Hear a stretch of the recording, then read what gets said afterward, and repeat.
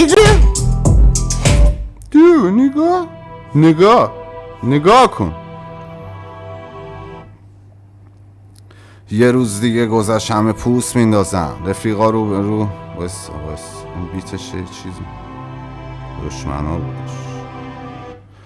یه روز دیگه گذشت همه پوست میندازن، دشمنا رو به رو هم دیگر رو دوست میشناسن، همه پر از صمیمیت وقتی پول میکارن، اونا که قانع ترم میکنن زود خیانت. دارم لباس همه دوره هامو دور میندازم، و نقطه ای نگاه میکنم خون میپاشن، تو این ریاضت شب و روز دووم میارم، با اینکه 7 سال نیستم ولی هنوز ایرانم. مدام کابوسای همتون از تو من رد میشن، از هیچ کدومتونم میخونم رنگی تر، مهمینه با هر کس نمیشه تو هر بندی رفت. گاییده شدم از چیزهایی که تو قرنم دیدم، تا وقتی رو کره زمینم تو افسرینم، بیشتر این شبا دنبال یه نور از سفینم، حس میکنم با یه جای دیگه روحم قرین است، شاید وقتش رسیده برگردم به سرزمینم. جایدم وقت نوشتم فکر میکنم شاید شعرهای من نیازه به ترجمه دارن، دیگه حتی حوصله ندارم رپو بگم، اگه داره میگنده بگو درش رو بذارن. چقدر امتیاز بدم به اندونی مارکت، کاری کردم طرف نشم با هر کونی جا کشی، همه میدونن که دارم صبوری لازم، پس حواستون به روزی که عروسیتونه باشم. دبام نزدم بگم تو پاکم، توقع دارم بذارم راحت برم تو لاکم، با فرق به اینجا نرسیدم بگم پول دارم، از اونام نیستم که روبروی ستم تو دارم. داشت این روزا نقشه های همه بودارن،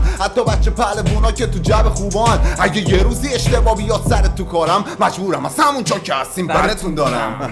تا حالا نهیدی روی بعد ما رو نمیتونی زمین بزنی، این قول سر پا رو آخه باش نمیده به تو جونه بر پادو که رو ماچ میکنی در کون مامورا رو، هی سم بده بزنیم غم بره تو دم، بهتر از این آدم با سر بره تو بف، وقتشه بکنیم رب بره تو زب، تا که من خودمو مثل رب برسونم.